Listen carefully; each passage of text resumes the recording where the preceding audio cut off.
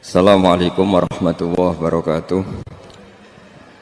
Bismillahirrahmanirrahim. Nahmaduka ya ghafuru ya syakuru. Masalli wa sallim barik ala sayyidina maulana Muhammadin wa ala alihi wa sahbihi asma'in nama ba'du. Nafsu itu benar-benar dilatih. Maka masyhur dalam cerita ada orang perang sama Ali radhiyallahu anhu. Ketika perang ini sangat semangat. Tapi ketika orang itu meludahi dan Sayyidina Ali ini tersinggung karena diludahi, Sayyidina Ali langsung angkat tangan. Sudah, perangnya nggak usah diteruskan. Karena saya marah sama kamu sekarang demi nafsu, karena kamu meludahi saya. Padahal saya tadi motifnya demi Allah dan Rasul. Jadi sangat tipis bedanya kita emosi karena diri kita dan emosi karena Allah dan Rasul. Sehingga ketika diludahin ini terus beliau mikir, jangan-jangan perang saya karena saya diludahin. Nah, yang hilang dari peradaban modern adalah Allah itu tidak begitu hadir di hati kita. Saya sering cerita di mana-mana, teks hadis itu sebenarnya berbunyi gini, ini hadis sahih. Mangka na yu'minu billahi wal yaumil akhir fal yukrim jarohu. Ada yang fal yukrim jarohu doifahu, ada yang fal yakul khairan aw yasmut. Siapa yang iman dengan Allah dan Rasul maka harus memuliakan tetangganya, memuliakan tamunya. Dulu itu ada seorang ulama dipanggil anak muda, dibully terus sekarang. Wahai kiai, datang ke rumah saya. Datang kiai itu. Setelah sampai ke rumah orang itu, silakan kiai kembali ke rumahnya. Saya tidak butuh kiai. Kiai itu dengan riang kembali. Setelah di rumah dipanggil lagi. Pak Yai, silakan datang ke rumah saya. Datang lagi. Ya senyum-senyum kiainya santai. Wah, nggak jadi butuh Pak Yai. Silakan kembali lagi. Sampai 3 kali. Oh, itu kalau rektor digitukan marah itu. Dosen marah. Kiainya santai, santai, senyum-senyum, rileks. Ketika ditanya, kenapa Pak Yai tidak tersinggung? Jawabannya unik. Anak muda, saya ini senang sekali nuruti perintah Allah, disuruh menghormati tetangga. Sehingga ketika Anda manggil, ya saya datang. Ketika Anda nyuruh pulang, ya saya pulang. Saya senang sekali nyenangkan tonggo. Dan itu perintah Allah, jadi tidak ada hubungannya dengan kamu. Wah, pemudanya nangis minta dimaafin. Kalau kita kan enggak, kita ini dosen, kiai, mungkin kita doktor, mungkin kita profesor. Tapi kita ini sering didikte oleh orang bodoh. Kalau orang bodoh itu jengkel, lo kita ya jengkel.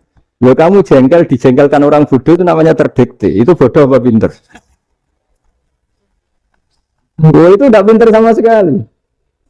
Kalau betul-betul kamu pinter, hanya bisa didikte oleh Allah Subhanahu wa Ta'ala. Jadi antara hukum Allah apa? Wa ahsin man asa'a ilaika, berbuatlah baik sama orang yang berbuat buruk sama Anda. Itu dikteannya Allah. Kalau dikteannya orang-orang bodoh kayak dimangkel ben mangkel, terus kamu mangkel. Itu bodoh apa pinter? Nah, problem kita kekinian adalah wong pinter, wong bodoh itu bodoh-bodoh bisa didikte oleh sekelilingnya. Terus karuan wataknya perumahan seperti itu, wataknya anak-anak seperti itu, kita didikte.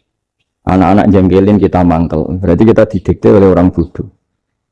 Makanya agama itu kadang ngendikan wa ahsin man asa'a ilaika, kadang wasil man qata'aka, sambunglah orang yang memutus kamu.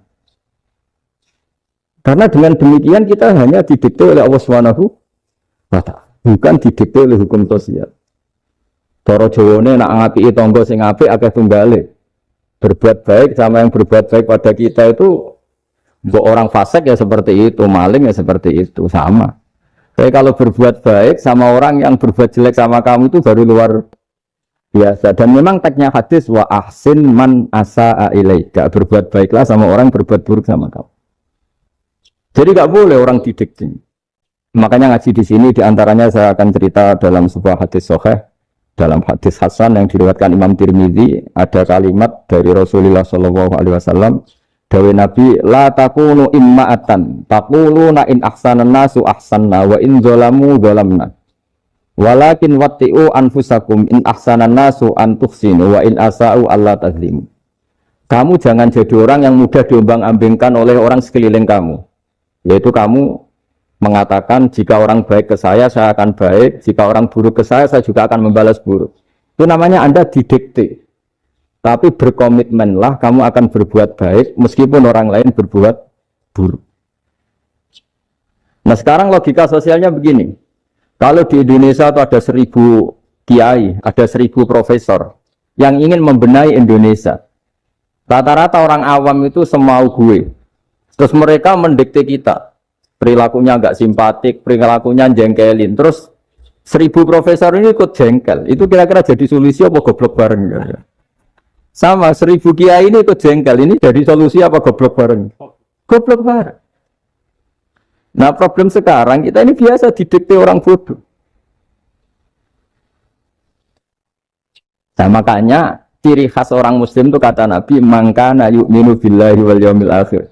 Jadi baik tetangga karena perintahnya Allah dan Rasul. Pentingnya apa? Bedanya karena berbuat baik ini perintahnya Allah. Mbok tonggo apik lagi tetap apik karena perintahnya Allah dan Rasul. Begitu juga dengan hubungan dengan istri, dengan anak. Mbok bojomu lagi cerewet lagi tetap apik. Karena dengan cara itu kita hanya tunduk kepada Allah dan Rasul. Tapi kalau kamu, istri saya kalau baik ya saya baik, kalau enggak ya enggak. Berarti Anda didikte oleh perilakunya dia. Itu latihan, ya kalau dalam bahasa pondok, latihan jadi wali itu yang paling berat. Nabi itu kalau sama orang munafik itu sabarnya Masya Allah. Padahal Nabi berso kalau orang itu orang munafik. Karena dengan cara seperti itu, bahwa kebaikan Nabi pada seseorang itu atas perintahnya Allah dan Rasul, bukan atas nama servis. Kalau Nabi hanya baik kepada Abu Bakar, itu mungkin orang bilang, sadu nih Abu Bakar baik sama Nabi. Tapi kalau Nabi baik sama orang munafik, Abdullah bin Ubay bin Salul, itu kalau nggak perintahnya Allah dan Rasul itu nggak bisa. Nah ini cobalah berlatih seperti itu, sehingga kita tidak mudah didikte. Ya saya ulang lagi, nggak mudah apa? Didikte. Ini ngaji itu harus objektif itu jujur. Jadi bisa saja korbannya ya saya, bisa rektornya, bisa semuanya. Tapi korban dengan makna yang bagus. Karena di antara saran Al-Quran Allah ngendikan kalau belajar atau mencari nasihat atau mencari kebaikan apa saja itu diistilahkan walau ala anfusikum awil walidaini wal aqrabin, meskipun ketentuan itu merugikan kamu. Jadi ketentuan apapun yang merugikan kita harus tetap kaji meskipun itu tidak menguntungkan kita.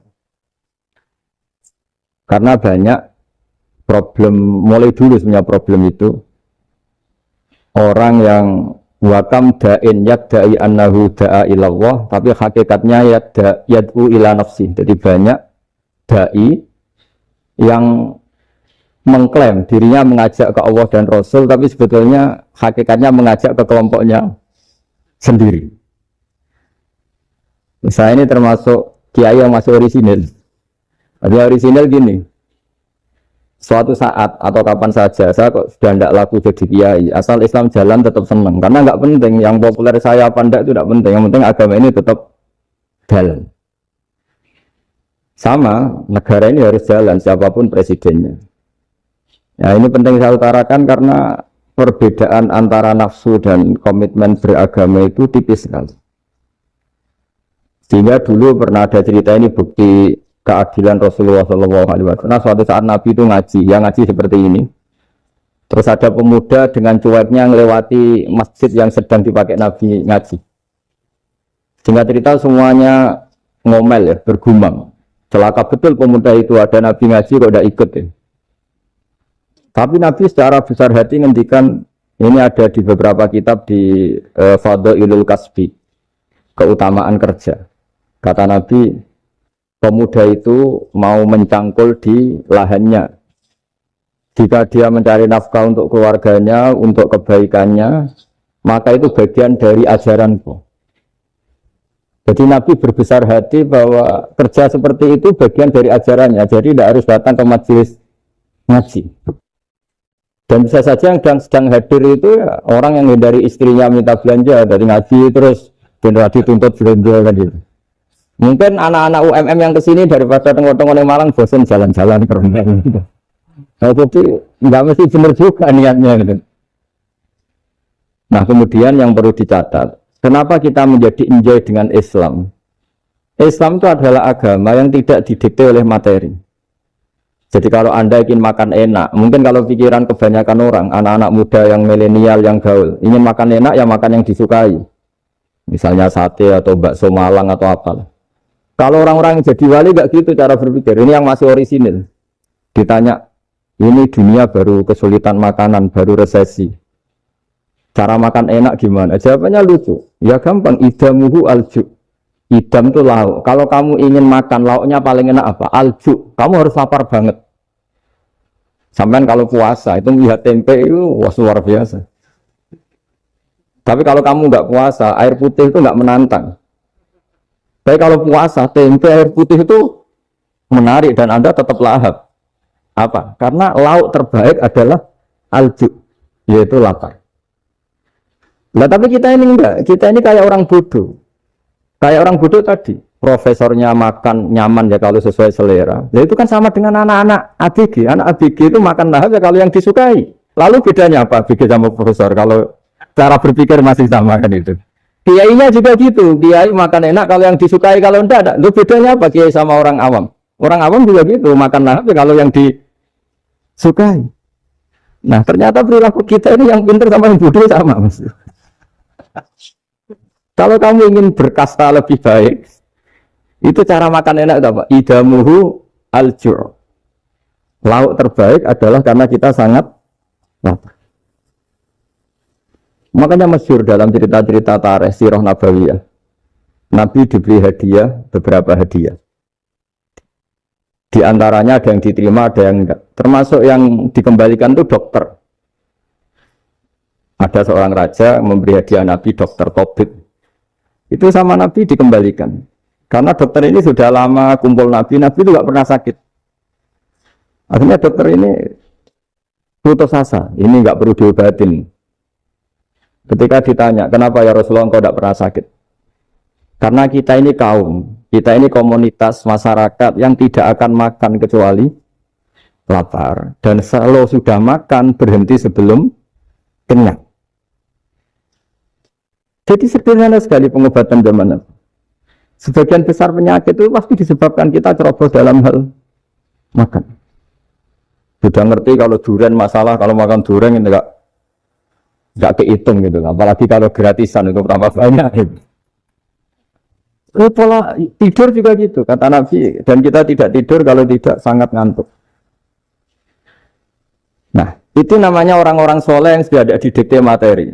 Kalau yang didikte materi kan bisa tidur nyenyak kalau kasurnya enak, AC gini-gini. Dunia enggak, tidur enak itu ya kalau sangat ngantuk. Mbok di gudang, mbok di bis, kalau sangat ngantuk ya semuanya ya enak. Sama, mbok lapar, mbok hanya tempe, tapi kalau sangat lapar itu ya enak.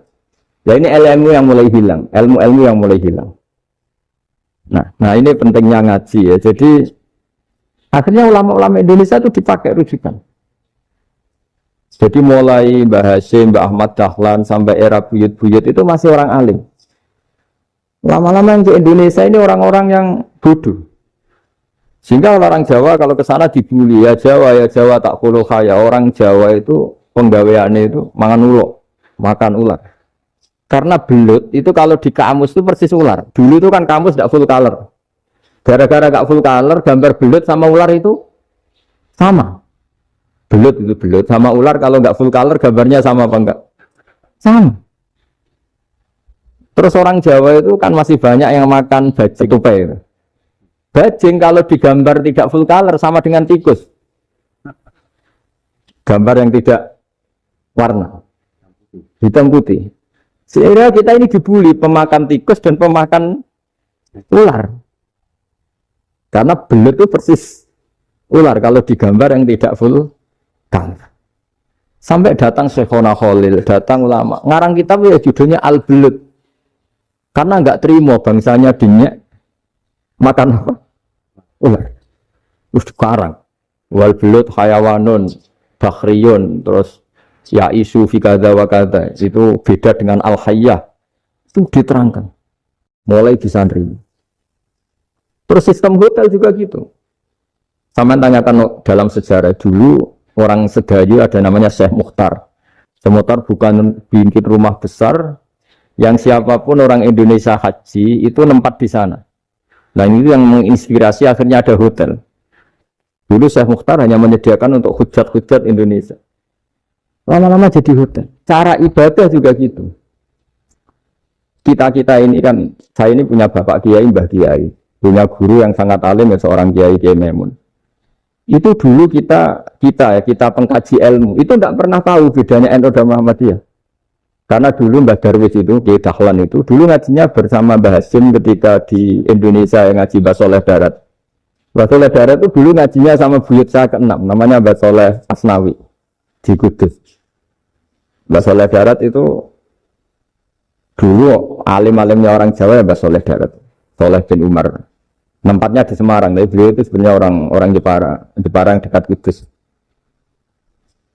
Setelah di Mekah, Mbah Hasim ini mondoknya ya, mulazimnya ke Syekh Mahfud Termas. Tapi sesekali ke Syekh Khotib Minangkabau. Nah yang Mbah Ahmad Dahlan lebih sering ke Syekh Khotib Minangkabau, sesekali ke Mbah Mahfud. Singkat cerita, karena Syekh Khotib Minangkabau sudah modern ya, terlibat organisasi dunia. Pas itu beliau pengagum Muhammad Abduh, pengagum Rasid Ridho. Sehingga bawaannya Mbah Dahlan itu lebih pergerakan, karena beliau lebih mengidolakan Syekh Khotib. Nah, Syekh Khotib sendiri sebenarnya orang Minangkabau. Jadi beliau namanya Muhammad saja sebenarnya. Jadi menantunya orang Arab. Nah, itu dicibir mertuanya ini karena punya mantu orang Jawa, orang ndak Arab. Singkat cerita terus di mertuanya bilang gini, kamu jangan pernah bilang kalau orang Arab itu mansa kanal Arab, orang yang bertempat di Arab. Walakin mantakallama bi arabiyyin fasihin, tapi orang bisa ngomong Arab secara fasih. Singkat cerita, kalau kamu tidak percaya, nanti suatu saat menantu saya kalau Jumatan, tidak usah kamu kasih tahu, langsung suruh jadi khotib. Tidak usah kamu kasih tahu, sarannya tidak usah kamu kasih tahu. Kalau sekarang kan enggak. Kalau dosen mau jadi khotib kan mengumpulkan materi dulu. Lucunya di antara materinya itu dari TV. Makanya jadi ribet kan khutbah sekarang. Kalau musim corona ya akan ngomong corona, musim apa yang ngomong apa. Jadi lagi-lagi didikte oleh media. Sebenarnya kalau ngomong kan sesuai kebutuhan umat, ini obatnya apa. Tapi enggak sesuai trending topik, itu kan kayak anak-anak gaul. Ini dokter kok gitu kan aneh. Singkat cerita si khotib ini enggak dikasih tahu, saya Muhammad tadi enggak dikasih tahu, langsung disuruh khutbah. Fatakallama bikalamin fasihin. Dia ngomong fasih sekali. Bahkan ngalah-ngalahi fasihnya orang Arab asli. Semenjak itu beliau dapat gelar Al-Khotib, orang yang cakap berpidato berkhutbah. Ya terus dia Khotib Al-Minangkabau. Jadi orang Indonesia itu luar biasa. Dulu yang namanya orang Indonesia di Arab Saudi itu dihormati sekali, karena yang ke sana itu pasti ulama. Sudah alim di Indonesia ke sana, termasuk Mbah Ahmad Dahlan, Mbah Hasim dulu karena sama-sama muridnya Mbah Soleh Darat. Lama-lama yang ke sana itu TKI TKW itu ya mulai agak dibully. Dulu Syekh Nawawi di antara ijtihad yang dihormati itu beliau mengkritik nyuwun sewu orang yang kan orang biasanya normalnya kan muji orang mati syahid. Hebat orang mati syahid itu hebat gini. Oke, kita sepakat orang mati syahid itu hebat. Tapi kata Imam Nawawi dengan syarat niatnya itu li'ila'i kalimatillah dan itu bawaan takdir. Seorang lagi itu bawaan takdir, harus mati di medan perang. Tapi tidak boleh seseorang ini niat perang, tapi niatnya supaya syahid. Karena kalau begitu berarti dia berniat supaya menjadi maktulal kafir, orang yang dibunuh orang kafir. Kedua, dengan dia mati berarti pasukan Islam berkurang. Berarti dia ingin pasukan berkurang, hanya ambisinya dia ingin langsung ke surga. Misalnya pasukan orang Islam itu 10, orang kafir 10. Kalau kamu ingin syahid berarti mati 1 kan, tinggal 9 kan. Nah kalau yang seperti itu 10 kan mati semua. Gara-gara ingin syahid akhirnya perang rapati tenanan, benang mati, benang mlebu swarga. Kata Syekh Nawawi, ya enggak. Kalau kamu perang sama orang kafir ya niat menang. Dengan niat menang ini kamu ingin li'ila'i kalimatillah. Tapi kalau kamu ingin syahid berarti kamu menuruti keinginan nafsu kamu yang cepat masuk surga. Itu orang Arab kagumnya bukan main. Karena di mana-mana orang itu dinilai dari niatnya. Paham ini ya? Tapi perang loh ya, dalam kondisi perang, bukan teroris. Perang itu artinya orang kafir yang ingin bunuh kita, itu perang namanya apa? Perang. Dulu orang cerita syahid itu hanya pokoknya syahid itu hebat, pokoknya syahid itu hebat. Syahid di medan perang itu hebat, pokoknya syahid di medan perang hebat. Tapi ketika Syekh Nawawi memberi penjelasan ilmiah, jika kamu perang ingin cepat mati, ingin cepat syahid, artinya ini untuk pemenuhan diri kamu, karena kamu bayangkan langsung masuk surga. Kamu lupa bahwa dengan kamu dibunuh, kekuatan Islam berkurang. Akhirnya beliau memberi penjelasan. Syahid itu bagus, itu sebagai takdir. Hanya takdir itu kita perang yang ingin menang, tapi takdirnya mati. Jangan dibalik. Oleh perang rapati tenanan, bintang mati, namun buruk. Itu yang pertama, termasuk ulama yang pertama memberi penjelasan itu Syekh Nawawi.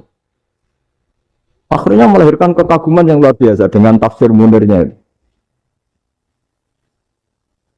Terus beliau itu orang yang rileks kalau menjelaskan ilmu. Ini juga guru-gurunya Mbah Hasyim, Mbah Guru sama Mbah Hasyim, sama Mbah Ahmad Dahlan Syekh Nawawi. Jadi dulu yang alim di Arab itu ada Syekh Nawawi, ada Syekh Khotot Minangkabau, ada Syekh Bakir Jogja, ada Syekh Mahfud Termas. Itu orang Indonesia banyak sekali yang alim. Bahkan diantaranya yang dikagumi Al-Azhar itu juga orang Indonesia, nama Syekh Abdul Manan, itu mbahnya Syekh Mahfud Termas.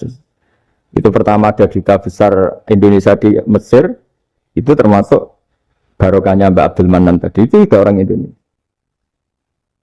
Jadi pemahaman ulama Indonesia itu khas, termasuk ketika memaknai apa? Syahid. Ketika memaknai apa? Syahid. Itu unik. Ketika Syekh Nawawi diuji dulu itu yang namanya ulama diuji dulu oleh 100 ulama.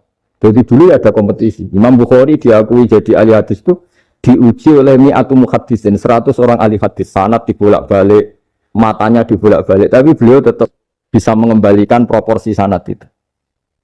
Syekh Nawawi pernah diuji gini. Ayul afdol al ulama awis salatin. Keren mana ulama sama raja atau sama orang-orang kaya, sama penguasa? Ya keren ulama. Dibully sama orang. Tapi setahu saya banyak ulama yang antri di rumahnya raja. Tapi saya tidak tahu melihat raja antri di rumahnya ulama. Kan kebanyakan kan mungkin ustadz atau kiai yang antri ngajukan proposal kan enggak. Nah kalau raja kan enggak pati itu, malah enggak usah antri. Kiainya sudah nyambut sebelum datang. Jawabannya lucu Syekh Nawawi itu, dan yang tanya itu langsung diem. Ya karena ulama itu tahu fungsinya uang, sehingga cara nyari sampai seperti itu. Sementara raja-raja itu tidak tahu fungsinya ilmu, makanya tidak pernah sowan ulama. Sehingga, jadi ya dianggap enteng saja. Ulama kan tahu fungsinya uang, tahu untuk pondok, tahu masjid. Sementara raja tidak tahu fungsinya ilmu. Jadi itu khas Jawa ya. Khas Jawa, khas Indonesia. Apa-apa yang menurut orang banyak dengan tanda kutip itu buruk atau baik, itu orang Jawa menafsirkan itu gampang saja. Sehingga semenjak itu Jawa itu dipandang betul. Saya punya kitab namanya Qadhayal Haji wal Umrah. Itu terbitan Hayatul Ulya Arab Saudi, milik Wahabi. Itu diantara fatwa yang dipakai untuk solusi muskilatul haji, problem-problem haji kekinian.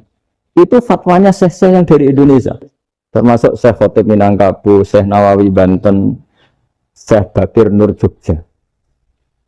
Misalnya begini, dalam fatwa-fatwa yang menyulitkan kita ya, sampai sekarang jadi perdebatan. Ketika sofa dan marwah itu dengan batas tertentu, saya ulang lagi dengan batas tertentu, mau tidak mau atas nama kebutuhan, itu kan butuh perluasan. Karena kalau naik turun itu mudah disepakati ulama. Jadi misalnya gini ya, saya punya tanah seluas ini. Pasti orang akan mengatakan sampai bawah ya tanah saya, sampai atas tanah saya. Itu mujma'alah, itu disepakati. Sehingga Nabi ngendikan al-Ka'bah min tuhumil ardi ilas sama Ka'batun. Ka'bah sampai ujung bumi, sampai ke arah semuanya Ka'bah. Sehingga tidak ada perdebatan ulama ketika Masjid Haram di tingkat, kemudian yang di atas sholat. Tetap dia menghadap Ka'bah. Tidak harus dulu melihat di bawah, enggak. Karena Ka'bah sampai langit, sama tanah Anda kamu tingkat sampai 10, enggak ada tetangga protes. Karena bawah sampai atas tanah Anda. Tapi kalau diperluas, tanah Anda kamu luaskan setengah meter saja atau 3 cm saja, iso geger mbek tonggo. Karena di mana-mana batas itu ya Ya tadi, kalau atas bawah miliknya, kalau samping enggak. Pertanyaannya, perluasan Mina itu ke samping. Perluasannya Matof yang Mas'ah itu juga ke samping. Quaker kan ulama dunia. Bagaimana hukumnya Mina Jadid? Mina yang diperbarui atau Mina yang diperluas. Itu diantara rujukan baik yang membolehkan maupun yang menentang. Itu ya Syekh Indonesia. Itu orisinal tuh. Saya punya kitab orisinal terbitan Hayatul Ulya, kira-kira ya kemenaknya Arab Saudi kalau di Indonesia itu. Itu yang dirujuk Dawe Syekh Nawawi, Dawe Syekh Khatib Minangkab. Karena apa? Ada logika khas Jawa. Misalnya begini. Meskipun saya tidak perlu fatwa Mina Jadid sah apa enggak, memang jadi perkhilafan ulama. Misalnya kampung ini dinamai Mina. Pertanyaannya gini. Tanah yang di samping ini bisa milik Anda apa enggak? Ya bisa kalau dibeli atau dihibahkan. Berarti tanah di samping Anda menjadi milik Anda karena ada proses pengambil alian lewat beli maupun hibah. Nah masalahnya ini negara itu berhak menganeksasi atau memasukkan ini sebagai Mina. Itu ulama Jawa kalau ditanya, alasannya apa? Fa'innal muttasila bisyai' hukmu dzalika syai'. Karena yang gantet, yang mutasil itu bisa dihukumi seperti sesuatu itu. Jadi kalau ini Mina, ya yang gantet Mina ini ya bisa dikatakan Mina. Beda dengan membuat Mina, Malang Mina, wah itu tidak bisa, ada mutasil kan. Itu enteng sekali ulama Jawa. Satu ya tentu karena kebutuhan, tapi asal masih al-muttasilu bihi, yang masih tanah yang masih mutasil. Nah ketika perluasan mas'ah antara sofa dan marwah kan misalnya ini batas luasnya sofa, ini batas luasnya marwah. Lalu atas nama kebutuhan, sofa marwah itu sampai sini. Sampai agak meluas ke sini. Itu geger Arab Saudi. Wah ini gimana? Padahal tawaf itu harus antara gunung sofa dan gunung marwah. Sa'i itu ya. Tapi kalau istilah Quran memang tawaf sama-sama. Makanya apa? Inna sofa al-marwata min sa'airillah faman hajjal bita wi'atamaro fala junaha alaihi ayat tawafati. Nah, jadi kalau istilah sa'i di Quran itu masih tawaf. Karena harus ada, kalau bisa lah, bukan harus. Kalau bisa memang harus ada unsur muternya. Kita kalau sa'i kan dari sini sofa sampai sini marwah. Terus kan agak muter ke sini. Nah, kan agak membentuk lingkar. Nah, makanya Quran tetap mengistilahkan apa? Tawaf. Jadi bukan sini ke sini terus sini ke sini kan enggak, tapi sini sampai sini terus muter kan? Terus sini. Jadi antara setar dan selama ini prakteknya kan gitu ya. Sofa ngambil sini, terus ke sini, terus agak muter. Nah, karena ada unsur agak muter ini terus orang menyebut apa? Oh. Tapi itu bukan syarat sah, ini cerita ideal. Saya ulang lagi ya. Gunung Sofa itu puncaknya atau pucuknya kalau dalam bahasa Jawa itu hanya segini, ini sampai sini. Nah, kelompok Islam yang fikih keras nggak boleh diperluas karena Allah memilih tempat ini itu spesial, jadi nggak boleh ke yang lain. Tapi ketika kebutuhan mendesak, mau tidak mau harus diperluas. Itu jawabnya Kiai Jawa lucu. Gunung sing ketok itu sing dhuwure tok. Sikilane luwih ombo.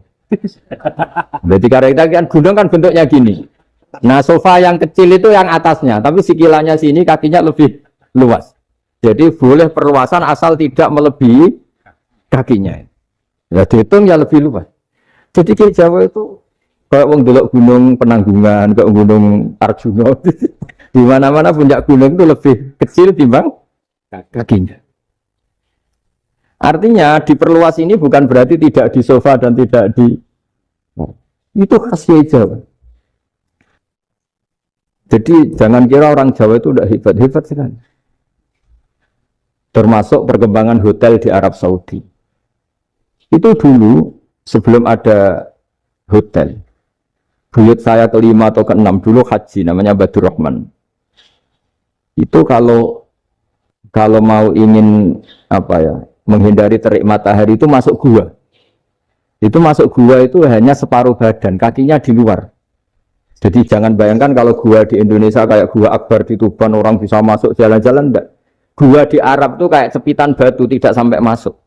Sehingga kepalanya dimasukkan, kakinya masih kena matahari.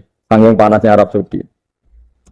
Sehingga dalam bayangan hijrah ketika Nabi bersembunyi di gua Sur, itu kata Abu Bakar, kalau orang kafir melihat kakinya pasti melihat kita karena nggak bisa masuk penuh.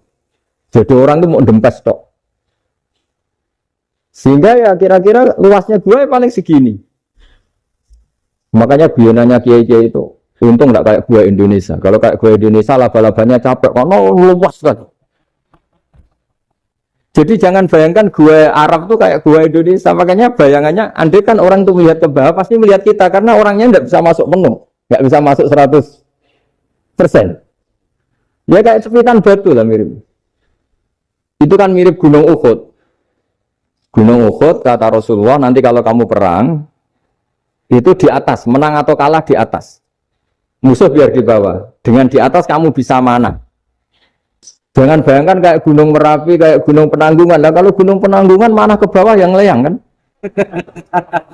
Jadi gunung di Arab itu kayak bukit. Ya sampean pernah kan ke Uhud itu ya sama ini aja tinggi ini kan? Nah ini yang mulai ada miss. Makanya nerjemah itu susah di Indonesia. Karena jabal itu udah harus tinggi. Kalau tinggi nggak bisa mana dari atas ke bawah kan nggak ngefek kan? Sama kalau ke Uhud gunungnya pendek sekali sehingga yang mana dari atas ke bawah ya kalau kena musuh ya celaka karena memang dekat. Nah kalau gunung Indonesia mana dari atas ke bawah yang layang nggak ngefek. Nah itu susahnya nerjemah bahasa Arab ke kita. Jadi apa ya, transkrip itu nggak gampang karena ada pengertian yang beda. Kita kalau bilang gunung itu tinggi sekali sampai banyak mahasiswa tersesat ya saking tingginya. Kalau orang naik Uhud nggak akan tersesat, wong ketok dari bawah itu. Nggak mau saya mau cerita, kata Mbah Mun sering cerita kenapa wama arsalnaka ila rahmatal lil alamin, kata Mbah Mun, Allah itu pasti bikin ulama yang tidak produk Arab itu pasti ada. Kalau orang Arab jadi ulama wajar, bahasanya Arab, domisilinya di Arab. Tapi Allah akan selalu bikin ulama yang tidak bangsa Arab. Imam Ghazali itu Tus itu Persia. Imam Bukhari itu kira-kira kalau sekarang ikut Uzbek. Ya, Imam Bukhari itu kalau negara sekarang ikut mana? Uzbek. Kenapa demikian kata Mbah Mun? Karena Allah sudah ngendikan wama arsalnaka illa kafatan linnas. Manusia semua ini kena khitabnya Islam. Kalau tidak ada ulama yang dari berbagai negara, kesannya Islam itu hanya milik orang Arab Saudi. Makanya Allah selalu bikin ulama-ulama yang bahkan tidak Arab. Termasuk Imamul Muhaddisin, yaitu Imam Bukhari, itu orang Uzbek. Orang Rusia lah kalau sekarang ikut Uni Soviet dulu. Imam Ghazali itu orang Persia. Syekh Nawawi itu orang Banten. Karena Allah ingin memaklumatkan bahwa Islam ini untuk semua. Sehingga orang yang tidak Arab pun bisa belajar Islam. Yang alimnya itu nggak kalah sama orang apa? Arab. Makanya ini PR ya. Kalau Gus Dah Ploso nanti ngendikan suatu saat orang belajar Islam itu bahkan orang Arab pun bisa belajar ke Indonesia. Kalau orang Indonesia bisa alim betul kayak dulu. Sekarang banyak liga antar ulama. Itu orang Indonesia pasti masuk. Ulama-ulama top dunia. Itu pasti orang Indonesia banyak yang masuk. Karena tadi, ketika orang Indonesia baca kitab, itu orang Arab itu kagum. Kok bisa ada bahasanya baca secara benar? Bukan sekedar bisa baca secara benar. Karena memang dilatih sedemikian rupa di pondok-pondok. Makanya kita semua lah, yang alim di Indonesia itu kemana-mana ya pasti alim.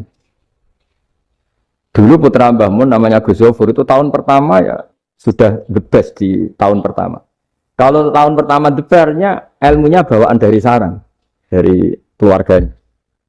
Gus Najib mondok di Said Muhammad tahun pertama sudah dipuji sebagai yang teralim karena ya sanggup. Kalau dipujinya tahun ketiga, tahun keempat kan mungkin dapat dari sana. Ini tahun pertama. Seolah lagi tahun. Karena pengajaran di Indonesia itu luar biasa di pondok-pondok.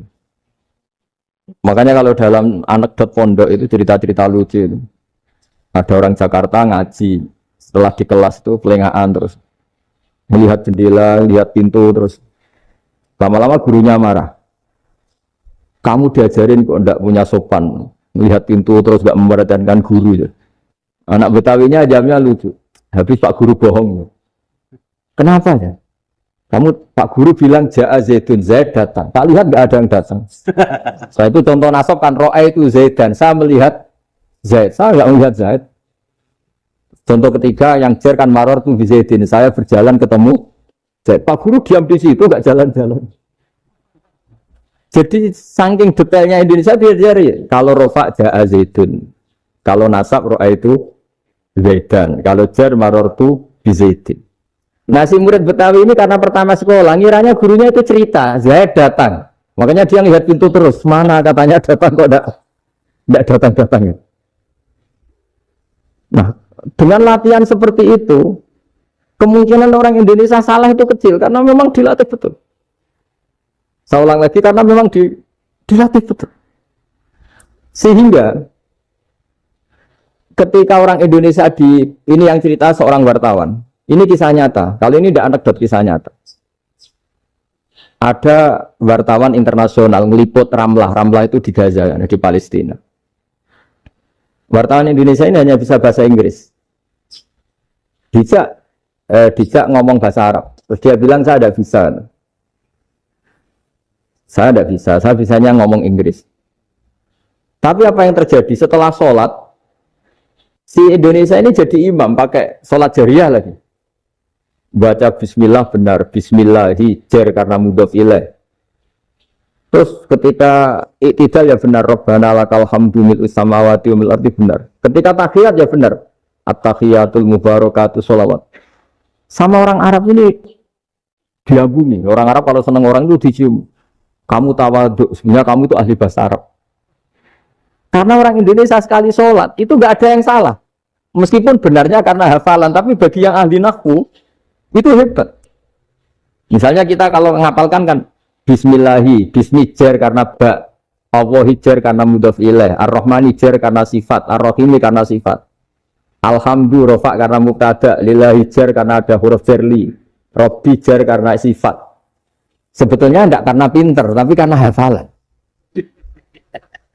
Tapi orang Indonesia hebatnya itu benar terus. Rabbana lakal hamdu, ya kan? Alhamdu rofa, terus mil'us samawati ya rofa karena sifat. Sehingga terus orang Indonesia kalau sholat di Timur Tengah itu dipuji karena makhrajnya ya benar, rofa nasabnya juga benar. Nah itu di negara lain tidak ada yang kayak Indonesia. Orang Cina itu sering bikin marah orang-orang Arab karena kalau dongo itu nggak fasih kayak orang Indonesia. Orang Indonesia kalau dongo ya Allahumma Allahumma tohir tohir qalbi qalbi. Orang Cina ini yang jadi guyon di Arab. Allahumma, Allahumma tahir, tahir, kalbi, kalbi. Nah, itu kan bedanya aja loh. Itu orang Arab pertama membiarin. Lama-lama kalbun-kalbun entak gitu. Maksudnya asu-asumu gitu. Karena dia bilangnya qaf itu kaf. Jadi kalau Allahumma do Allah tahir. Kalau aturi nyucekno panjenengan kalbi ing asu ingsun kan. Tapi kalau qalbi itu ati ingsun, tapi kalau kalbi anjing ingsun. Bedanya qaf sama kaf. Ada arah-arahnya kalbun-kalbun entak. Asu-asumu. Maksudnya kan. Tapi padahal orang Cina itu bareng dilihat tagnya ya pakai qaf. Orang Indonesia enggak, mulai kecil dilatih sak fase-fase. Sampai ya sulit betul latihan Fatihah itu. Kalau di Kudus malah sampai 3 bulan Fatihah itu. Sampai at-tahiyyatu, kurang lagi, kurang bersih. At-tahiyyatu sampai gitu. Sampai ada cerita itu orang dipanggil maftuhin itu enggak melengak, harus maftuhin. Tapi barokahnya itu orang Indonesia kalau dongo memang benar-benar Allahumma tohir qalbi. Ya Allah sucikan hati kami, bukan tahir kalbi. Karena sekali jadi kaf itu maknanya anjing saya. Ya Allah sucikan anjing. Jadi ini orang Indonesia. Jadi kata Mbah Mun, dawe Mbah Mun, illaka fatal linnas, bahwa agama ini milik semuanya. Itu diantara bukti Allah menghendaki atau mendesain Islam seperti ini, orang yang belajar di Indonesia. Itu pengetahuannya Islam, pengetahuannya tentang Islam itu tidak kalah sama yang belajar di Al-Azhar, sama yang belajar di Arab Saudi. Makanya ini PR-nya UMM, PR-nya IAIN, PR-nya UIN. Bisa enggak sealim mereka dalam bahasa Arab? Nah, bahasa Arabnya mau man anta, ana zaidun. Jangan sampai, karena kita di sana ini kadang dibully. Orang Arab tuh kalau bully kita, sampai tak kasih cerita. Itu ngawurnya Masya Allah. Kata dia, ada anak orang Indonesia haji. Si anaknya orang Indonesia dijotos sama anaknya orang Arab. Dijotos, dipukul. Sehingga cerita terus si orang Indonesia nggak terima, anaknya yang orang Arab dipukul. Yang balut bapaknya. Orang Arab tanya, 5 ada dorok ibni, kenapa kamu mukul anak saya? Itu orang Indonesia bahasa, wah anakku gimana? Jadi hanya bilang gitu. Artinya, anak saya dihadai maka tak ada. Arabnya gitu. Anak saya dipukul maka saya balas mukul. Itu orang Arab mantuk-mantuk, oh gitu. Paham? Dulu ulama itu kelihatannya sederhana, tapi kalau berargumentasi itu hebat. Tadi Gus Zofur menyebut kitab Mbah Hasyim itu mengharamkan kentong. Beliau masyhur itu punya kitab namanya Al-Jasus an Tahrimin Nakus. Intinya kentong itu haram. Secara dalil ini meyakinkan sekali, karena ketika Rasulullah rembukan sama sahabat, kita dengan apa memaklumatkan orang kalau waktu sholat masuk? Ada sahabat yang usul pakai kentong, dzakalin nasoro, itu Nasrani. Ya pakai buk itu semacam trompet besar, dzakalil Yahud. Kemudian ada yang usul kalau gitu api ya Rasulullah, dzakalil Majus. Sehingga dari hadis itu Mbah Hasyim berpikir kentong itu haram. Tapi Mbah Fakih Mas Kumambang itu mengkritik Mbah Hasyim dengan ngarang kitab Hazruus Antahrimin Nakus. Jadi beliau komentari kitab itu sambil geleng-geleng kepala. Kitab kok keliru nganti ngono itu. Jadi cara pikirannya siapa Ki Fakih. Kentong di Indonesia itu kanggo wedhus dicolong gitu. Pos kampling gitu. Kalau ada banjiran ya kentong, ada maling ya kentong. Jadi nggak ada persamaan sama sekali dengan kentong yang milik orang apa? Nasrani. Sehingga di pondok saya itu ada kentong tapi jelek sekali. Karena itu satu-satunya cara supaya beda dengan kentong yang di gereja. Kalau elek kan mirip kentong di pos kampling. Itu ya agak-agak ilmiah sedikit. Dulu ceritanya Gus Zofur itu saya teruskan. Itu singkat cerita, itu kalau yang di kejadian di Termas itu Mbah Dimyati sudah nyuruh semua kentong disembunyikan karena mau ada Mbah Hasyim. Cerita itu mukarrar di Kiai Fakih sama di Kiai Dimyati Termas. Setelah kentong dikumpulkan semua, Mbah Hasyim datang, seneng, ngiranya Syekh Dimyati ini sependapat dengan beliau, yaitu sama-sama nggak ada kentong. Tapi setelah itu ada santri yang matur, Mbah Dim pun beres kentong pun kula delikno sedanten. Itu di depan Mbah Hasyim. Jadi GR-nya Mbah Hasyim bahwa Mbah Dim itu sependapat akhirnya hilang. Ternyata ini akal-akalan tuh gitu. Karena santrinya matur, Mbah Dim pun beres sedanten kentong beduk sudah disembut singkirkan. Itu di depan Mbah Hasyim. Saking lugunya santri, nah saking ikhlasnya agak ngerti mahalus syahid ini adalah Mbah Hasyim.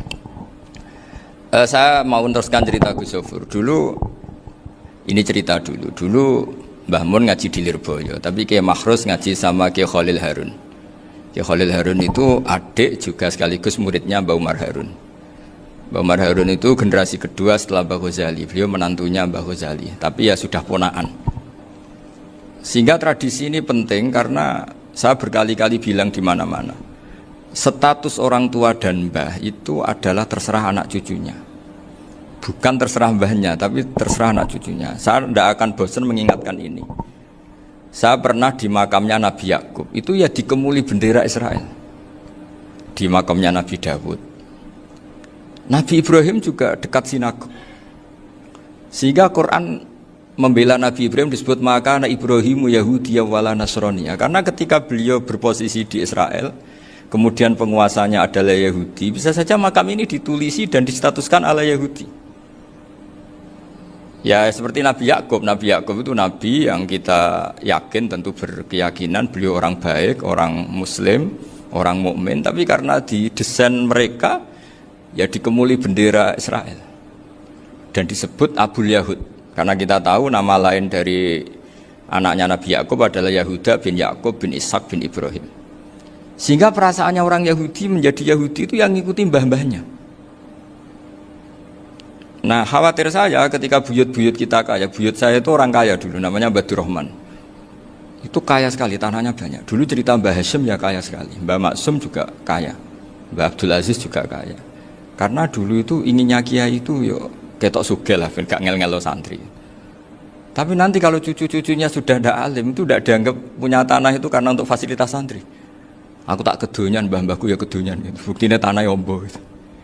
Karena dia akan menafsiri sesuai cara berpikir. Makanya sanad keilmuan yang diceritakan Gus Zofir itu harus diulang-ulang. Kalau nggak diulang-ulang, maka kita akan berpikir sendiri untuk menafsirkan Masyayikhon al-Kiram atau Ajdadan al-Kiram. Nah, ini yang bahaya, yang sering Quran mengingatkan. Jadi ada status yang disematkan oleh anak cucu kayak orang Yahuda tadi, Yahuda bin Yakub bin Ishak bin Ibrahim, itu menstatuskan mbah-mbahnya yang bernama Ibrahim itu Yahudi. Sampai Quran sendiri yang bela makana Ibrahimu Yahudiyya wala Nasraniyya. Karena secara geografis sekarang Ibrahim di Israel dan otoritas itu juga milik mereka, sehingga mereka bisa masang-masang atribut yang menunjukkan kalau itu Yahudi. Beberapa al-alim al-alamah yang minnah itu sudah wafat dan kadang-kadang dzurriyyahnya itu tidak kita. Kalau sekarang orang bahasakan kubu sebelah. Akhirnya ya nggak boleh dikholi, nggak boleh diziarah. Terus seakan-akan yaqtaduna bi ra'yi, seakan-akan mereka berpendapat dengan pendapat syekh ini, padahal enggak. Nah sehingga tradisi ketersambungan sanad tadi, baik secara genetik atau secara asbab, itu harus terjaga. Saya beberapa kali banyaklah sering diceritain Mbah Mun. Dulu Mbah Munawir ini cerita ya, Mbah Munawir itu saking senenge kitab, ben santri ini so ngaji kitab. Itu kalau ada alumni Lirboyo, alim disuruh baca muin di sini itu Mbah Munawir ikut. Saking ingin tasjiknya, ingin ngajari santri bahwa ngapal Quran itu hafal tok, tapi yo paham. Dan penggalinya Mbah Munawir itu sampai klimaknya dulu Mbah Zaini itu nate nikah sama Nyai Komariah kalau nggak salah, binti Karim, binti Manap. Punya putra Gus Habib, Gus Toha yang diantara putrinya dinikahi Gus Rozin ini. Terus akhirnya kesampaian juga ketika Mbah Munawir punya mantu alim alamah namanya Mbah Ali Maksum, angsal Nyai Hasyimah. Sampai pondok Kramcak makruf bil ilmi, terutama ilmu sorof dulu, karena Mbah Maksum itu komplain fa'ala ya fulu kok terus fa'lan ya fa'ala ya fulu ya uful gitu kan, masuk fi'il kok jejer isim gitu. Jadi dulu kata Mbah Mun itu ada persaingan ilmu sorofnya Mbah Maksum Ali Kuaron sama Mbah Ali Maksum Jogja. Jadi walian tok, yang satu Maksum Ali Kuaron, yang satu Ali Maksum. Ya itu dulu saingan ngarang sorof. Nah ini yang menang siapa? Ya terserah duriannya. Kalau duriannya keren ya menang karena terserah yang kampanye. Saya bayangkan adekan Mbah Zubair tidak punya anak sealim Mbah Mun, mungkin kalau Mbah Zubair juga tidak sewow kalau punya putra Mbah Mun. Karena saya berkali-kali bilang kalau dalam syair Arab itu kama takarroma, kadang dilafatkan kama tasyarrofa bi Muhammadin adnanu. Orang berpikir Adnan itu siapa? Itu karena ada Nabi Muhammad SAW. Orang mencari-cari Mbah Mun itu mencari Mbah Zubair karena ada Mbah Mun. Orang mencari Mbah Dahlan karena ada Mbah Zubair. Wong kok alime ngono iku bapake sapa? Wong kok alime ngono iku putune sapa? Tapi kalau kita ini sudah ndak alim, ini orang sudah nggak tertarik nyari-nyari leluhurnya karena dianggap selesai. Jadi yang dengan tanda kutip yang menghabisi mbah-mbahnya itu ya mesti cucunya. Ini mau ngamuk, mau peringatan, tapi ini juga peringatan pada diri saya sendiri. Jadi sehingga dzurriyyah ini penting. Kenapa para nabi mesti donga dzurriyyatan thayyibah? Kenapa selalu berpikir tentang dzurriyyah? Wa ja'alaha kalimatam baqiyatan fi aqibi. Karena dzurriyyah ini yang nanti bisa menstatuskan leluhurnya. Seperti tadi cerita Mas Maftuh, ini tak puji betul, saya hari ini tidak ingin gojlok supaya kewalian saya tidak tergerus oleh kedoliman. Saya pernah diceritain Gus Zofur, juga sering baca buku tentang Mbah Maksum. Dulu Mbah Maksum kalau wasiat kembali ya gitu, kamu harus NU dan harus mempertahankan NU, tapi tidak dengan cara membenci Muhammadiyah. Dulu Mbah Mun juga sering cerita, dulu Mbah Hasyim itu ngaji Syekh Mahfud. Nah, Mbah Ahmad Dahlan dulu namanya Darwis sering ngaji sama Syekh Khotib Minangkabau. Zaman itu Syekh Khotib sudah modern, sudah ikut gerakan Abdu, gerakan Al-Manar. Sehingga bawaannya Mbah Ahmad Dahlan ini agak agresif. Yang Mbah Hasyim karena hanya mulazim di Syekh Mahfud, hanya sesekali ngaji Syekh Khotib, beliau lebih seperti itu. Dan dua beliau ini sama-sama pernah ngaji Mbah Soleh Darat di Semarang, Mbah Hasyim sama Mbah Ahmad Dahlan yang dulu namanya Darwis. Jadi ini masih min muskatin wahidah mimam bain wahid. Sehingga kita tidak kaget ketika Mbah Ali Maksum mengomentari Muhammadiyah itu masih ahli sunnah wal jamaah. Makanya nanti terakhir saya baca kitabnya Mbah Ali dan sering saya pelajari. Andai kan kita ini sepakat dengan ilmu, ya kita tahulah kalau Abu Hanifah itu tidak kunut, Imam Syafi'i kunut, berarti kunut itu mazhabnya Abu Hanifah, bukan mazhabnya Mbah Ahmad Dahlan. Apa tidak kunut itu mazhabnya Abu Hanifah, bukan mazhabnya Mbah Ahmad Dahlan. Kita kunut itu mazhabnya Imam Syafi'i, bukan mazhabnya Mbah Hasyim. Ini semuanya masih dalam bingkai ilmu. Adzan qabla subhi juga riwayatnya jelas. Tidak adzan ya sudah perilaku kita sudah jelas. Dulu Mbah Mun sering didik kita. Saya sering dengar cerita kalau dulu Pak Arif Fakhruddin begitu hormat sama Mbah Ali, apalagi zuriyahnya Mbah Azhar Basir, karena beliau dulu ngaji di Termas. Dulu itu nggak ada masalah karena semuanya dianalisis pakai ilmu. Tapi sekarang pakai identitas, yang kunut tuh NU, yang nggak kunut Muhammadiyah. Berarti Abu Hanifah itu Muhammadiyah, Imam Syafi'i itu NU. Berarti Imam Syafi'i itu ya anak buahnya Ki Miftahul Ahyar kira-kira gitu karena anak buahnya Pak Said Akil. Kan terus jadi repot. Dulu kita ini pengagum ilmu, bukan pengagum perbedaan. Sehingga di sini yang saya kagum dari sekian ceritanya Mbah Ali Maksum, supaya kitab ini to the point, supaya nggak lama-lama karena waktunya juga. Nanti kalau kemalaman ini kena semprit ini sudah. Ini diantara yang diceritakan Bali itu unik. Imam Syafi'i itu sering tawassul, sering wasilah sama siapa itu? Abu Hanifah. Ini sudah tak petakan, saya baca yang sensitif lah, so yang ini ya. Ziyar al-Babus Samin, terus sebentar ini yang bab tawassul.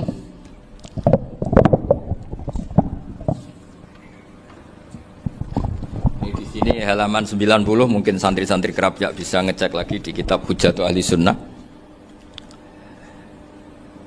Ketika cerita tawassul, di antara yang diceritakan Mbah Ali Maksum adalah perilaku ya, bukan sekedar statement tapi apa? Perilaku. Perilakunya Imam Syafi'i atau ahwalnya kalau bahasa halusnya, yang selalu ke makamnya Abu Hanifah untuk tawassul. Padahal Imam Syafi'i itu orang yang secara ilmu sering kritik Abu Hanifah. Jadi ini saya baca ini di halaman 100, jadi tawassul mulai halaman 9 berapa ini sampai halaman ini yang qala sami'tu Syafi'iyya yaqul inni la atabarraku bi Abi Hanifah wa aji'u ila qabri fi kulli yaumin za'iran fa idza uridat li hajatun shallaitu rak'atain, halaman 100, waji'tu wa sa'altu wa ta'ala al hajat indahu fama tab'udu anni hatta tuqda. Kanal Imam Syafi'i ayyama huwa bi Baghdad yatawassalu bil Imam Abi Hanifah yaji'u ila dorihi fayusallimu alaihi wa yatawassalu ila Allah bihi fi qada'i hajati. Terus wa yatawassalu Imam Ahmad bi Imamina Syafi'i. Jadi di antara yang diceritakan Mbah Ali Maksum itu betapa Imam Syafi'i yang terkenal sering mengkritik Abu Hanifah dalam tatanan fikih karena beliau tidak percaya ada istihsan. Abu Hanifah berpendapat adanya istihsan, dan kita tahu lah ikhtilafu Syafi'i wa Abu Hanifah itu besar sekali. Tapi beliau itu tahu Abu Hanifah itu orang yang sangat soleh. Abu Hanifah itu kalau ketemu sama orang yang utang beliau itu yang lari bukan yang utang Abu Hanifah, karena takut orangnya itu izin. Jadi kalau ketemu yang utang di jalan itu yang sembunyi itu Abu Hanifah. Kenapa engkau sembunyi? Ada yang utang saya lewat, nanti orangnya malu. Jadi setingkat Robi'ah Adawiyah itu beliau di rumah ada maling itu sembunyi. Ditanya kenapa engkau sembunyi? Malu, gak ada yang dimaling. Malu sama malingnya karena serumah itu gak ada barang yang layak dicolong gitu. Itu Robi'ah sampai dia sembunyi. Itu yang bisa niru itu Abu Hanifah. Jadi wali-wali besar ini ternyata saling menghormati dan saling tawassul. Nah, saya berharap tawassul ini bukan sekedar perilaku sosial, tapi memang ada sanatnya. Sehingga terus diceritakan Bali di sini dulu istaqa Umar bil Abbas. Kata siapa tawassul harus dengan Rasulullah SAW? Dulu istaqa Umar bil Abbas. Sayyidina Umar itu tawassul istisqa dengan Sayyid Abbas. Padahal kita tahu Sayyid Abbas ini tidak nabi. Terus beliau cerita sampai Imam Syafi'i tawassul sama Abi Hanifah. Sehingga nggak ada perdebatan itu kan Umar. Kalau Umar kan ada jaminan boleh diikuti karena beliau sahabat. Bali cerita tentang Imam Syafi'i yang tawassul dengan Abu Hanifah. Seargumentatif itu. Sehingga ada cerita dalam sebuah tafsir. Ya, saya ulang lagi, ada cerita di sebuah tafsir. Kenapa Nabi Musa ditanya Allah, wa matilka biyaminika ya Musa? Ma'ana wa ta'ala a'lam. Tentu Allah sangat tahu yang dibawa Musa itu apa. Karena Allah tahu Nabi Musa itu grogi. Orang dipanggil Wali Maksum pasti grogi, santri dipanggil Mbah Mun pasti grogi. Kenangan saya setiap dipanggil Mbah Mun ya mesti tanya yang ringan-ringan, wis sarapan ha. Arung sarapan ya sarapan. Pas sarapan ya kan tanduk mangan sing enak, wong santri ora tau mangan enak. Ya enggak pernah ngomong yang penting, ngendikan yang penting. Nah, karena Nabi Musa ini grogi, ini sebagian tafsir. Itu ditanya yang ringan, "Sake iku nggawa apa?" Karena pertanyaannya ringan, Nabi Musa juga ringan. Ya Nabi Musa itu sampai lali iku pangeran sing ya'lamu sirra wa akhfa. Diterangno. Niki tongkat Gusti. Gunane kathah Gusti tongkat iki. Qala ya aso ya atawakkau 'alaiha wa ahusyu biha 'ala ghanami wal ya fiha ma'arifu ukhra. Oh, tongkat Gusti niki penting mesti. Nggih nak. Nggih macam-macam lah Gusti. Atawakkau 'alaiha wa ahusyu biha 'ala ghanami kangge menghalokan. Masih terangno terakhir dan yang lain-lain Gusti. Wal ya fiha ma'arifu ukhra. Sehingga akhirnya rileks. Karena Nabi Musa terus ngerti. Ternyata ketemu pangeran itu gak seserem yang saya bayangkan gitu. Pertanyaannya ringan. Itu ada ilmunya. Tapi cerita ini yang versi tafsir ini tidak yang seperti di Manaqibul Ghazali. Di beberapa kitab tentang Manaqibul Ghazali diceritakan di alam roh Nabi Muhammad SAW itu yubahi bi ummati, saking yubahinya sampai ngendikan ulama ummati ka anbiya'i Bani Israel. Ulama umatku itu pinternya atau statusnya itu mirip-mirip lah. Kaf itu ya mirip-mirip kayak ulamanya nabinya Bani Israel. Akhirnya Nabi Musa itu tersinggung sekali, bagaimana mungkin ulama disamakan dengan apa? Nabi. Sehebat-hebatnya ulama itu kan tidak akan yabluhu darajatan nubuwah atau yartaqi ila darajatin nubuwah. Itu akhirnya ya kalau kamu nggak percaya panggil. Yang dipanggil Imam Ghazali. Ya Nabi Muhammad juga nggak mau kalah gitu. Kalau manggil ulama RT ya kalah keok gitu. Akhirnya Imam Ghazali datang, ditanya sama Musa, "Mas muka, nama kamu siapa?" "Ana Muhammad bin Muhammad Al-Ghazali At-Tusi Asy-Syafi'i." Itu disebut panjang sih. Terus Nabi Musa guyu-guyu. "Kamu lama kok ngomong yang nggak penting, ditanya namanya kok penjelasannya sepanjang itu, dianggap itu satu kesalahan. Masa tanyanya nama kok ditanya jawabnya Muhammad bin Muhammad Al-Ghazali At-Tusi Asy-Syafi'i, kepanjangan itu." Ketika Nabi Musa agak mencibir, agak gimana itu, terus jadi Imam Ghazali, kalau ini masalah, lebih masalah jenengan. Apa itu? Yang tanya jenengan tuh Allah ya alamu sirra wa akhfa, dan Allah hanya tanya wa ma tilka biyaminika ya Musa. Harusnya jenengan jawab aso ya titik, bukan kepanjangan. Atawakkau 'alaiha wa syubha itu kepanjangan. Allah tanya yang di bawah kamu itu apa? Yang di tangan kamu. Harusnya jawabnya hanya aso ya. Tapi kenapa penjelasannya sepanjang itu? Sampai terakhir waliya fiha ma'arifu ukhra. Terus pintar tenan kayak gitu. Terus Nabi Musa terus bilang, ya pintar tenan aja gitu. Padahal kita tidak pernah GR seperti itu kan, kebetulan Imam Ghazali gitu. Kalau yang lain mungkin ya keok lah kira-kira gitu. Tapi ini cerita dalam khazanah keilmuan. Benar yang dikatakan Gus Zofur. Saya termasuk orang yang pernah mondok Lirboyo Pasanan. Jadi setelah saya disuruh nemani Gus Kamil, tahun berikutnya Gus jenengan disuruh. Pokoknya anakku mbok sak wulan lah kudu tahu mondok Lirboyo. Piye aku tahu ngaji Wakarim. Terus yang disuruh mbaturi Gus Kamil itu saya. Jadi saya pernah 1 bulan tuh di Lirboyo. Karena saya ini santri beling ya, kontraknya pokoknya penting ziarah Mbah Karim. Biasanya nggak pernah ngaji, ya. Pokoknya gerbar ngisa. Ziarah ya sudah. Ngaji subuh ingat saya sama Gus Imam. Itu dari 17 hari ingat saya ngaji 2 kali. Tapi kalau ziarah ke Mbah Karim sudah lupa jumlahnya karena memang kontraknya disuruh ziarah. Sampai seperti itu. Dan saking senengnya bangun sama Mbah Karim saya masih ingat. Ngamplopi salam template itu masih ingat untuk Gus Anwar, untuk Gus Imam, untuk Gus Kafabi, termasuk untuk Gus Maksum. Itu malam-malam saya dijak ngamplopin. Zaman itu saya masih ingat selawewu. Zaman itu kos 1 bulan itu 13.000. Jadi kira-kira kalau 25.000 itu untuk kos 2 bulan. Jadi saya krusnya itu pakai kos. Saya masih ingat Mondok Sarang itu kos 1 bulan 13.000. Berarti kira-kira 500.000 itu di amplopin sendiri sama Bang. Ini untuk Gus War, ini untuk Gus Imam, ini untuk Gus. Padahal Gus Imam ini mondoknya sudah di Mbah Mun. Itu Mbah Mun hormatnya sampai untuk jatah salam template. Nah yang ribet kebalikannya, kita pulang Gus Imam karena melihat Gus Kamil ini putrane Mbah Mun, Gus Kamil disangoni. Saya juga disangoni karena Gus Imam dulu ngaji juga sama Pak D saya, sama keluarga saya. Itu kata Gus Kamil setelah keluar, mau kamu nih gua abal, boten berarti gua aku. Karena ini penting. Ini kalau sampai dianggap tukar guling. Ribet deh. Jadi ditakwil sendirilah. Mau kamu nih gua abal ya?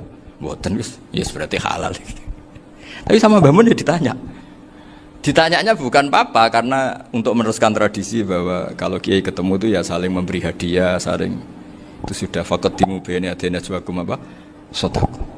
Sehingga ketika Krapyak ini punya Bali Maksum alim alama, kemudian melahirkan murid-murid yang juga ipar kayak Mbah Warsun bisa ngarang apa Kamus Al-Munawwir, Pak Bik juga punya karangan Kamus Al-Mu'asir. Saya itu punya semua. Karena ini adalah buah dari bahwa kita ini tidak kalah sama produk-produk yang di sana. Bahwa produk di kita ini sudah cukup untuk mengantarkan orang menjadi alim alama. Dulu Mbah Zubair ke Mekah ya sudah alim alama. Gus Zufur ke Al-Azhar sudah alim. Semua teman-teman kita ke Mekah itu sudah alim semua.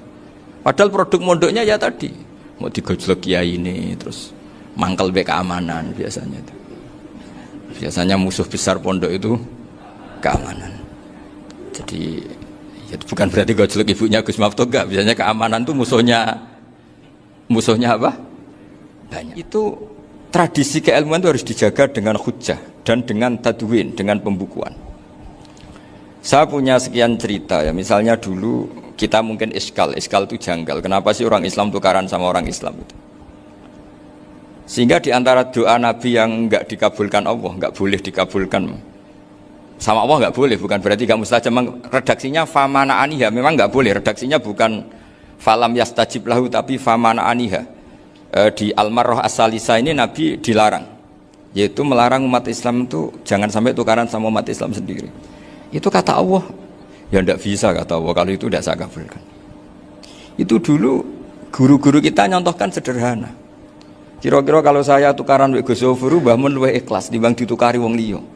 Nakno kakak ditabuk adik, wong tua luwih ikhlas timbang ditabuk tangga.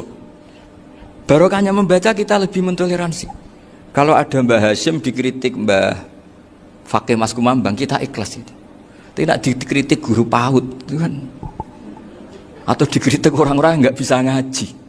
Artinya ternyata keliru kita bilang kiai kok tukaran. Justru bagus kiai tukaran dibanding kiai dikritik guru PAUD atau dikritik orang-orang yang nggak bisa baca kitab. Akhirnya barokahnya baca kita menjadi tahu. Dulu Mbah Mun sering cerita, ini masih cerita silsilah ya. Jadi Mbah Ali Maksum tadi kita tahu di antara guru besarnya Mbah Ali Maksum tentu Mbah Mahfud Termas. Beliau adalah adik dari Kiai Mahfud Termas. Mbah Dimyati ini adik Kiai Mahfud Termas. Itu punya saudara namanya Abdur Razak, juga punya saudara namanya Dahlan, itu yang membawa Thariqah Syadziliyah di Solo Raya, yang sekarang alhamdulillah diteruskan Gus Wafi. Dulu di antara pesannya Mbah Mun ke saya, hak Wafi kandani kon ziarah ning Mbah Dimyati. Mergo Thariqah Syadziliyah dulu itu yang bawa keluarganya Mbah Dimyati. Jadi semuanya ini masih dzurriyyatan ba'duha min ba'd. Nah pesan saya karena tadi Mbah Munawwir yang termasuk orang pertama yang bawa Quran, bawa qiraah sabah. Kenapa saya bilang termasuk? Karena kalau bilang paling pertama ini nanti butuh data dan itu agak kerepotan. Nah, tapi yang jelas mimman istahara lah. Mimman istahara yang membawa sab'ah ke sini itu adalah Mbah Munawwir. Terus beliau ngajarkan diantaranya ke Mbak Arwani pakai kitab Satibi, pakai kitab Nazmus Satibi. Terus Nazmus Satibi itu diteruskan oleh Mbak Arwani, ditulis. Yang nulis dulu Mbak Dola Salam. Bapak saya itu murid Mbak Dola. Dulu Mbak Dola sebelum ke Mbak Arwani ngaji sama Ki Said di Sampang. Bapak saya sebelum ngaji di Mbak Dola sudah hafal Quran lewat buyut saya sendiri namanya Ki Zubaidi. Yang Ki Zubaidi akhirnya jadi menantunya Mbak Ahmad Su'eb. Jadi buyut saya kandung ini namanya Sofia, itu angsal keluarga Lasem, yang adiknya Sofia ini punya adik Badiah yang jadi ibunya Ki Sahal. Terus Ki Sahal punya Mbak Yu namanya Muzayanah, punya di Garwo Ki Mansur punya anak Gus Koyum. Jadi dulu ibu saya, ibunya Gus Sofur, ibunya Pak Maftu itu semuanya di Lasem. Karena saya dari keluarga Gen ya Lasem, dari keluarga sanad guru ya Lasem. Tapi Lasem Bahdowi itu dulu ngajinya di Mbah Umar Harun di Sarang. Mbah Umar Harun ini menangi Sayyid Ahmad Zaini Dahlan. Sayyid Zaini Ahmad Zaini Dahlan ini punya cucu keempat yang hidup di Sedan. Terus makamnya di Lasem, namanya Habib Haidar. Itu yang nulis biografinya Mbah Maksum. Mbah Maksum bukan Bali, biografinya Mbah Maksum. Itu ditulis oleh Habib Haidar, namanya Haidar bin Hasan bin Sodaqoh bin Ahmad Zaini Dahlan. Nah, Habib Haidar ini menantunya Sayyid Hamzah Sato. Hamzah Sato itu Hamzah bin Abdullah bin Umar. Itu kakaknya Sayyid Abi Bakar Sato, Sohibul I'anah. Nah, Sayyid Umar ini yang dulu ngajari mbahnya Mbah Mun namanya Ahmad bin Su'eb. Nah, di antara ajarannya adalah baca kitab-kitab kecil yang bisa dihafal. Dibawalah ke sarang jadi metode muhafadzah. Tapi kemudian lama-lama oleh pondok itu jadi syarat kenaikan kelas. Dulu nggak ada muhafadzah untuk kenaikan kelas ya, supaya orang alim itu harus hafal. Lama-lama dipakai syarat untuk muhafadzah. Jadi semua ini sanad harus kita ingat supaya kita bisa menjaga tradisi. Termasuk tradisi ini kiai seneng jagungan, terus ngomong ra penting. Itu juga sanad. Setahu saya Mbah Mun itu kalau ketemu bapak ya guyon terus. Saya punya kenangan tuh yang dulu agak iskal tuh begini. Ada isu lah, entah isu entah hoax entah apa, ada kaji itu agak beling itu, pokoknya beling lah gitu. Seneng siapa itu, rondo lah apa. Pokoknya beling gitu. Ketika Mbah Mun dilaporin tamu kalau kaji itu beling sama rondo itu. Mbah Mun tanyanya lucu. Lho ayu no cung. Wahyu banget, Mbah. Wahyu. Itu bapak juga bakas ayu nih. Dulu saya sekali ini kiai kok bakas wong ayu, bakas budine barang lah kira-kira gitu. Tapi setelah saya tambah alim, tambah ngerti itu, kata bapak gini, ya apik bakas ayu hak timbang iya no malah kozaf. Ternyata seni. Sekali Mbah Mun atau bapak bilang, waji kok zino kaji, maka larinya ke kozaf. Maka menghindari bahasa menuduh, ngomong yang nggak penting. Loh ayu no. Jadi kiai dulu tuh orang sok suci tapi menghindari hal-hal yang jadi punya seni untuk ngelola kehidupan. Orang bermalam-malam jagungan sama teman asik itu kan perlawanan terhadap nafsu kita, syahwat kita untuk mungkin nikmati dugem di bar atau di tempat-tempat maksiat. Itu setan di Indonesia tuh kakuati sama Ki Jawa. Orang supaya tidak tertarik maksiat itu Ki Jawa cukup ketemu kancane masak terong guyon, gejol-gejolokan zaman mondok, suwengi lulus sangka maksiat. Bar wis tutup. Perlawanannya sederhana, nggak pakai tahajud, nggak pakai wiridan, karena Ki Jawa juga koyoknya rapati potongan ahli ibadah gitu, itu jagungan. Gitu. Jadi setahu saya itu pernah lihat Bali itu sekali ketika beliau ngisi ceramah di Mbah Hamid Bedowi, saya masih kecil diajak bapak. Dulu kalau bapak ngelihat Bali sama Mbah Hamid itu mesti nangis, karena dua orang alim bertemu. Yang akhirnya ya bisanan itu Mbah Hamid punya anak Gus Nasih, di sini ada Mbah Nafisa, terus jadi Mbak Salih Hindun itu. Jadi dulu tuh ya guyon terus ketika ketemu. Itu yang sering bodoni Mbah Hamid itu ya Ki Bisri. Ki Bisri itu kalau datang ke Ki Hamid Pasuruan, nak wali tenan aku teko ditata nomangan. Jadi ukurannya ya. Ternyata sampai sana di keimangan tenan. Masih belum mengakui, kan nak wali tenan aku iki kiai rung di mobil, dongakno aku di mobil. Sudah kalah satu seri itu masih gak terima. Lalu itu Mbah Hamid akhirnya berdoa, ayo monggo, mungkin Ki Bisri gak ada mobil. Itu setelah didoain masih tanya, mereknya apa merek? Jadi itu Mbah Hamid jawab, ya paling Holden itu, paling Holden. Itu nyari mobil itu ya adalah dapatnya Holden. Suatu saat Mbah Bisri diundang Mbah Hamid gak dikasih bisaroh. Karena utangnya sudah banyak Mbah Hamid, Mbah Bisri ini utang tadi, utang doa tadi. Itu ya gak dikasih besar ya gak mau kesang apa-apa kelambimu kayak aku. Didol sama muhibbinya Mbah Hamid. Itu harganya melebihi jatah bisaroh. Ketemu Mbah Hamid. Kang, susuke Kang, mergo. Jadi dulu itu rileks, makanya ini yang diceritakan ke Zofur. Sebetulnya kalau kiai-kiai itu bersanat itu ya rileks, hidupnya itu rileks. Karena rileks ini perlawanan terhadap kemungkaran. Saya dulu musyawarah sering sama Gus Zofur usul fikih. Itu jelas di antara yang ditulis Lubil Usul itu. Ya kita tahu tadi misalnya sanad usul fikih, Mbah Ber itu sangat al-usuli Kiai Zubair Dahlan, abahnya Mbah Mun. Punya murid di antaranya Kiai Sahal. Kiai Sahal punya karangan Thariqatul Husul fi Syarhi Lubil Usul. Itu Thariqatul Husul itu beliau ngendikan dalam mukaddimah bahwa saya bisa mensarah ini berdasar ngaji maknani sama Mbah Zubair. Terus beliau mengutip sarah itu dari kitab Nailul Ma'mul. Beliau ngendikan binus khotin khatiyah ghairi matbu'ah. Dan itu ditemukan di Kiai Mansur di Lasem. Karena Kiai Mansur iparnya Mbah Sahal. Mansur bin Khalil itu diantara katibnya Syekh Mahfud. Jadi semuanya ini sambung. Mbah Ber saking ahli usul fikihnya, kalau ngajar usul fikih itu kalau guyon takriran saya ini lebih memahamkan ketimbang sarah. Ya sudah, terus Mbah Zubair Kiai Fakih, terus Syekh Mahfud. Di sini Syekh Mahfud termasuk orang yang dekat Mbah Munawir, sampai putrane Mbah Mahfud namanya Gus Muhammad dibawa Mbah Munawir, kemudian mondok di Termas diantaranya, terus dinikah jadi menantunya kalau nggak salah Haji Taslim di Betengan, kemudian sekarang juriannya Mbah Mahfud di Betengan. Ini nggak boleh hilang secara seperti itu. Diantara di usul fikih diterangkan ketika diantara 5 hukum itu ada yang bernama mubah. Mubah itu boleh dilakukan, boleh ditinggalkan, dan kalau dilakukan ya tidak berpahala, tidak disiksa. Itu ada ulama yang protes nggak bisa seperti itu. Itsma min mubahin ila wa tahaqqaqu bihi tarku haramimma. Fa'il zamu minas sukun tarkul qatli wa minas sukut tarkul qadaf. Tidak bisa, mubah itu tidak ada. Kalau kiai jagungan semalaman, itu Allah ngitungnya itu hada taroka dugem, wahada taroka delok dangdut, wahada taroka kada wa kada. Oh, itu luar biasa. Dan kita ngikuti yang seperti itu saja. Gak usah tahajud, gak usah witir telulas kaya ora kuat timbang gremeng wis. Sewengi jagungan, setan ngenteni kita tergoda maksiat, ternyata maksiatnya sampai tutup, kiainya masih apa? Jagungan. Jadi jagungan saja ada ilmunya bahwa itu perlawanan terhadap tarkul ma'asi. Sehingga bagaimana Anda katakan mubah ini mubah, toh gunanya adalah tarkul haram. Meskipun efek mubah juga bisa tarkul wajib, wae bojo blonjo turu. Karena wae ngrumati ibuke turu.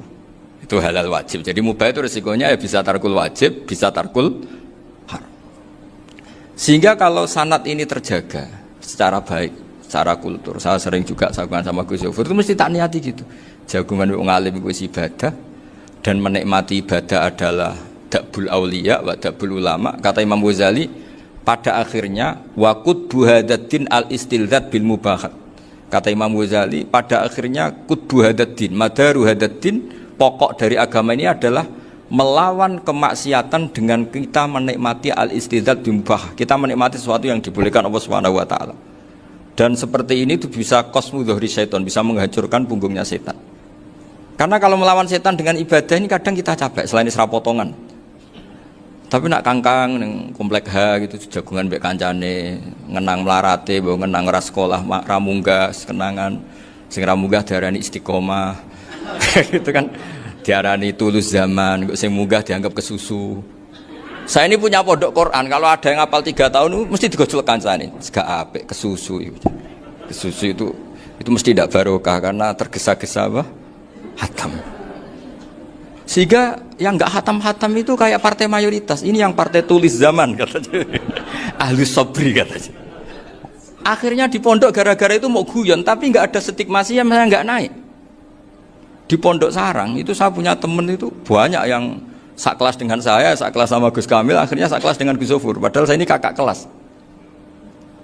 Saya temannya, Gus Kamil temannya Gus Zofur. Ini anak ini nggak pernah naik, itu nggak dinyek, nggak dicibir di pondok.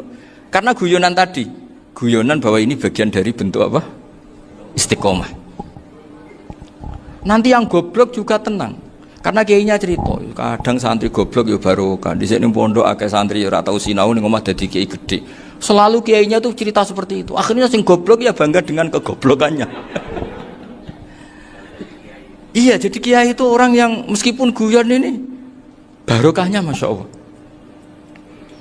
Dan setahu saya kiai-kiai alim itu ya senengannya guyon, karena tadi guyon itu luar biasa. Bapak saya itu kalau pesan sama saya itu enak ngaji wis guyon nice. Wong ning omah mikir utang, mikir wedi bojo macam-macam, kok ngaji kok jak nangis pisan, nangis ping pindho gitu. Sudah jak guyon ae. Paling gak lali. Dan beliau punya dalil kul bi fadlillah bi rahmati fa bidzalika falyafrah. Jadi jangan sampai orang ini farah bil maksiat, jangan sampai orang itu. Dan ini yang saya kenang dari sekian cerita murid Bali. Mbah Ali Maksum ya senangane guyon. Gejol-gejolkan mbek santri guyon. Ini saya maklumatkan ke semua santri beliau bahwa ini bukan sekedar guyon, tapi al-istildzat bil mubahat. Ini adalah perlawanan terhadap setan, karena banyak orang bisa senang tuh kalau nunggu maksiat. Ini bisa senang dengan sesuatu yang tidak maksiat. Itu kayak apa hebatnya? Makanya Nabi itu kalau ketemu sahabat ya sering ngendikan yang ringan-ringan. Ya Umar ma'afalan duher jong mana piye ije. Kalau ketemu anak kecil ya. Nanti ketemu yang tua-tua yang sudah nggak bisa mikir, ya tetap cerita-cerita. Saya mohon sekali murid-murid kerap ya, jangan hanya ngaji fikih. Kalau hanya ngaji fikih itu posisi Abu Hanifah itu seakan-akan nyun sewu orang yang sangat tidak ahli hadis. Karena beliau di situ kelihatan kalah sekali dengan Imam Syafi'i. Apalagi di perdebatannya Muhammad bin Hasan Asy-Syaibani dengan Imam Syafi'i itu kelihatan sekali betapa Abu Hanifah itu orang yang nyun sewu ditinggalkan dalam ilmu hadis. Sampai beliau hanya dapat gelar min ulama ahli ra'yi, termasuk ulama yang kuat logikanya. Juga harus baca kitab-kitab seperti ini. Ternyata di balik Imam Syafi'i mukhalif pada beliau di bab-bab fikih, perilakunya sangat hormat. Sampai beliau tuh kalau tawassul ke kuburannya Abu Hanifah. Dan beliau ngendikan an-nasu fil fiqhi iyalun ala Abu Hanifah. Semua orang yang ahli fikih itu masih anak buahnya Abu Hanifah. Saya berkali-kali cerita, mazhab Syafi'i itu alatut tadhir hanya dua, yaitu alma wa turab. Abu Hanifah nambahi wanar. Alasannya Abu Hanifah, orang mukmin yang dosanya banyak itu dibakar di neraka, dan alasannya Allah litadhirihim, untuk mensucikan mereka. Sehingga pikirannya Abu Hanifah, an-nar itu min alatit tadhir. Apa yang terjadi ketika bata itu batu bata yang dibakar, di situ campur teledong, campur apa-apa, itu kalau sudah mazhab Abu Hanifah selesai, sudah suci, karena sudah ngelewatin pembakaran. Meskipun kita tidak akan kalau kehilangan air terus wudhu dengan api, bisa bunyak semua itu. Tapi apapun itu menjadi solusi. Sehingga saya punya kitab namanya Ikhtilafu Malik, Ikhtilafu Malik wa Abu Hanifah atau Ikhtilafu Syafi'i ma Abu Hanifah. Itu kelihatan sekali kalau Abu Hanifah itu nyuruh saya posisinya kalah. Karena yang ngarang orang-orang Syafi'i. Tapi kalau melihat kitab-kitab kewalian, misalnya di kitab Mizan Kubro ini juga sering disebut kisah itu Mbah Ali Maksum tentang Imam Sa'roni. Berkali-kali beliau mengutip Mizan Kubro. Itu Abu Hanifah adalah orang yang sangat mukasyafah. Artinya ketika Nabi cerita air wudhu itu menjatuhkan dosa, tidak ada air wudhu yang jatuh ke kamu kecuali saat itu juga dosa kamu jatuh. Itu beliau datang ke Madharota Kufah. Kemudian beliau bilang sama si orang tua tadi, tub anizina. Orangnya terus bilang atubu minazina. Ada lagi pemuda datang dibilangin tub an ukuki walideka, terus bilang tub tu an ukuki walidayya. Sampai yang terakhir ada tub an simai alatilahwi atau an samai alatilahwi, terus tub tu an samai. Ketika orang itu ditanya, kenapa engkau begitu tahu dosanya apa? Saya tahu air wudhu ini menjatuhkan apa. Jadi kira-kira kalau zina mungkin ya batang babi lah. Kalau hanya sekedar melihat bak-bak mungkin ya curut atau tikus lah kira-kira gitu. Nak dulu sediluk ya mungkin ya tikus cilik gitu. Nak dulu suwi ya tikus werok itu atau apalah. Pokoknya beliau itu tahu. Tapi anehnya Abu Hanifah apa? Setelah itu dia nangis minta mukasafahnya ditutup. Ya Allah, saya ini mukasafah kok malah menjadi tahu sawatil mukmin. Padahal aturan syariat jenengan man satara musliman satarahu, bahwa enggak baik melihat jeleknya orang mukmin. Minta ditutup. Makanya saya ini bangga ada mukasafah. Makom yang kita sampai sekarang itu makom setelah Abu Hanifah mukasafah. Jadi Abu Hanifah repot-repot mukasafah, minta makomnya ditutup tidak menjadi mukasafah. Dan alhamdulillah kita sudah tidak mukasafah sebelum minta ditutup. Jadi kita ini keren. Keren karena aturannya itu man satara musliman satara huwa, yang tidak tahu aibnya orang muslim maka Allah akan nutupi aibnya di akhirat. Dan kita alhamdulillah barokahnya ndak mukasafah, ndak ngerti aibnya orang mukmin. Jadi kita harus pakai patokan ilmu. Saya ulang lagi, kita harus pakai patokan. Makanya saya tahu betul ketika Kiai Hamid Pasuruan, beliau dulu ngaji Jamul Jame, ngaji Juman, Bali Maksum di sana sama Gus Habib, sama Gus Muhammad bin Mahfud, termasuk mbah saya kandung dulu Kiai Sidik, mbah saya yang dari itu juga ngaji di Termas. Bapak saya dulu Kiai Nur Salim ngaji di Buyut Baiti. Dulu itu kawin juga sederhana, kak cerita Gus Zofur. Jadi bapak saya kandung itu Kiai Nur Salim itu ngaji di Mbah Baiti. Mbah Baiti itu adik kandungnya buyutnya saya dari ibu. Nah, Mbah Baiti itu teman akrabnya mbah saya namanya Kiai Nur Sam, Mbah Nur Sam. Singkat cerita terus Nur Kiai Jorabi narat Arabekno itu. Setelah bapak saya ke Badullah mau ditawarin jadi mantu, kata bapak saya kula pun dipek mantu Mbah Baiti. Akhirnya dapat ibu saya itu. Karena ibu saya itu cucu Mbah Baiti, cucu lambung, jadi mbahnya ibu saya itu Mbak Yunya Mbah Baiti. Namanya Mbak Sofia tadi yang dapat Mbak Idris itu, yang Mbak Idris ini bin Umar. Ya Umar, Mbak Umar yang mbahnya Mbak Hamid, Kiai Hamid bin Abdul bin Umar. Kalau bahasa itu Fatimah binti Idris bin Umar. Dulu kecilnya Mbak Idris namanya Abdul Khalik. Kalau kecilnya Mbak Hamid namanya Abdul Mukti. Kalau kecilnya Mbah Maksum namanya Muhammadun kalau nggak salah. Dulu itu orang dulu itu namanya dua-dua karena diganti ketika musim apa? Haji. Jadi ini terjaga. Sehingga tidak ada ceritanya kiai-kiai yang jagongan kemudian santrinya itu yang agak-agak khawarit. Kiai kok sungi-sungi jagongan, gak tahajud, gak duha, itu tidak ada seperti itu. Karena ini dianggap fi'lul mubahat untuk melawan mungkarat. Jadi sehingga di kitab Ikhya diterangkan, kamu jangan ngira orang-orang soleh ketika jagongan itu min ahlil bitolah wa takasul. Itu orang-orang yang pemalas, itu tidak. Tapi mereka bisa mengasyiki Allah. Bahwa dalam jagongan ketemu teman ya asik, gejul-gejulkan sama Pak Maftuh ya asik. Dan keasikan ini bentuk perlawanan terhadap keasikan harus dengan maksiat. Itu kayak apa kalau kita ngaji sampai seperti itu? Termasuk tadi yang diceritakan Pak Maftuh kitab Hunyah. Semoga beliau cerita juga pernah belajar. Saya pernah belajar kitab Hunyah khatam. Itu diantara yang diceritakan Syabdul Qadir Al-Jilani tadi, kata beliau Al-Jilani dipakai Jim Al-Jilani. Ini agak beda dengan kita. Mbah Zubair itu punya kitab namanya Al-Qalaid Al-Uluyah. Beliau menfatwakan nama-nama ajam itu kamu bebas. Ajamiyun fasna bihi masyita. Sehingga kita kalau punya kiai harus mau qolal ustukhri, sehingga mau qolal istukhri.